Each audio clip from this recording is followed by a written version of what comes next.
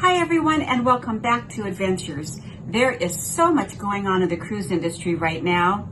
Let's get to it right after this.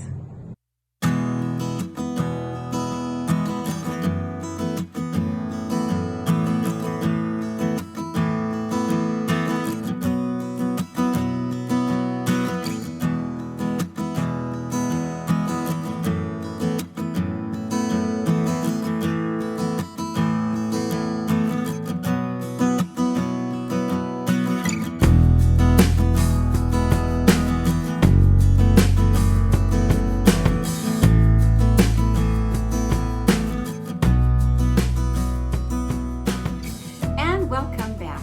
So I know you've heard the saying, no news is good news. Well, that's exactly what's been happening on board the MSC Grandiosa that returned today to Genoa, Italy. It docked this morning after 3 consecutive 7-day cruises around Italy without any mishaps. Well, except just one that we'll talk about.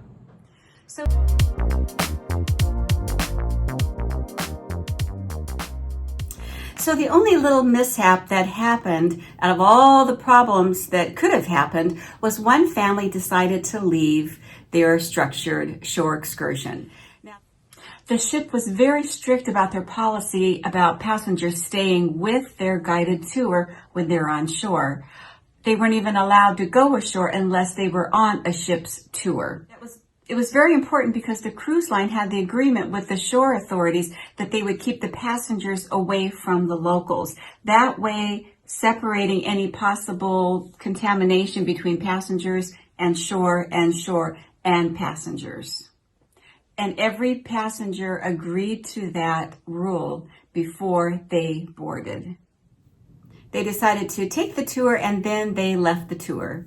Now, when they came back to the dock, rumor has it that their luggage was sitting on the dock waiting for them. They were not allowed to even board the ship. Now you may ask yourself, how does that work? I mean, how did their luggage get there? So there's actually a protocol on board when that happens. If someone's ill or if they miss the ship or if there's some type of problem where they have to hand the passengers their luggage. So what usually happens is that a couple cabin stewards will go into the cabin and they will very nicely put all the belongings into the passengers' suitcases.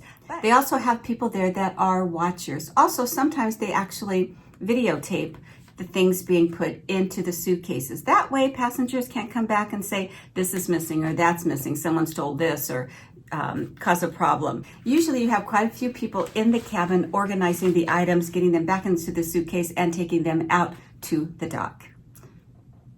Fortunately, this family was Italian because all the passengers on board were Italian.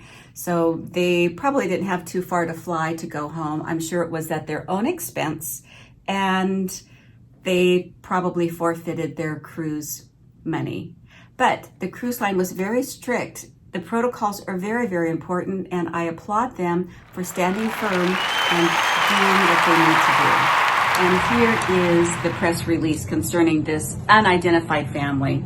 In line with our health and safety protocol that was developed to ensure health and the well-being of our guests and crew and the communities we visit, we had to deny re-embarkation to a family who broke from their shore excursion yesterday. They departed from the organized shore excursion. The family broke away from the social bubble created for them and all other guests, and therefore could not be permitted to re-board the ship. And for some more exciting news, another cruise ship has set sail. It's Costa's Line cruise ship, the Deliziosa, has also set sail last Sunday for a cruise in Italy. It will be exciting to see how they do as well.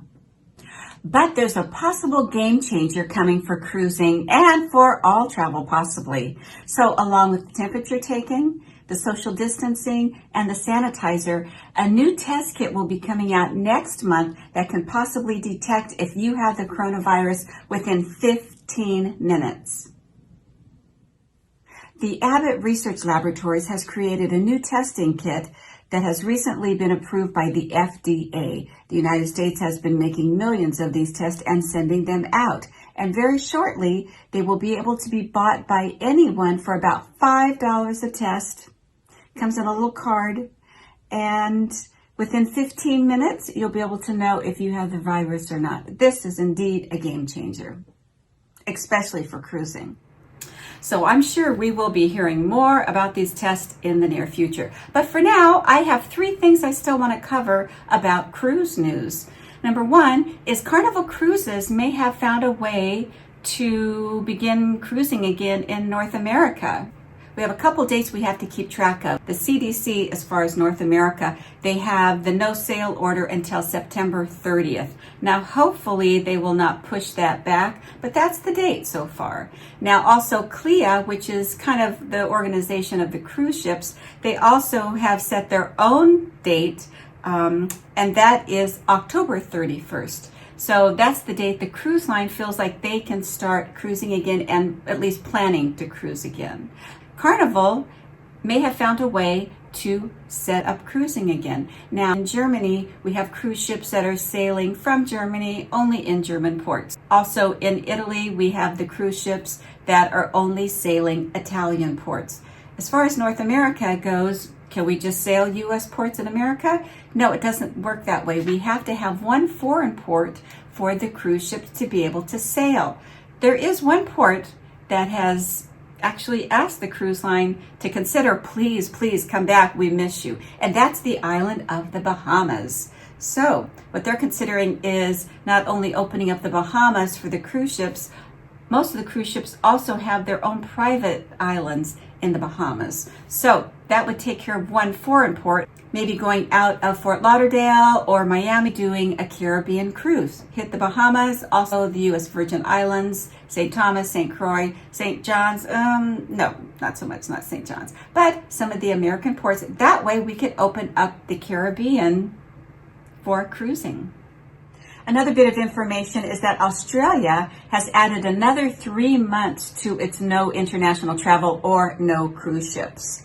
It was supposed to end September 17th, but they pushed it out another additional 3 months to December 17th. They still feel it's a bit too risky.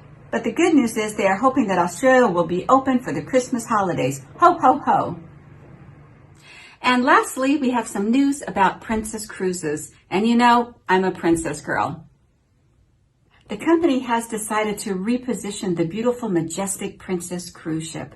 Now, this ship was designed specifically for the Asian market, and it's one of my favorite ships. I've been in Japan the last 3 summers, well, not this past summer, but the prior 3 summers, either on the Diamond Princess or the Majestic. They're wonderful ships.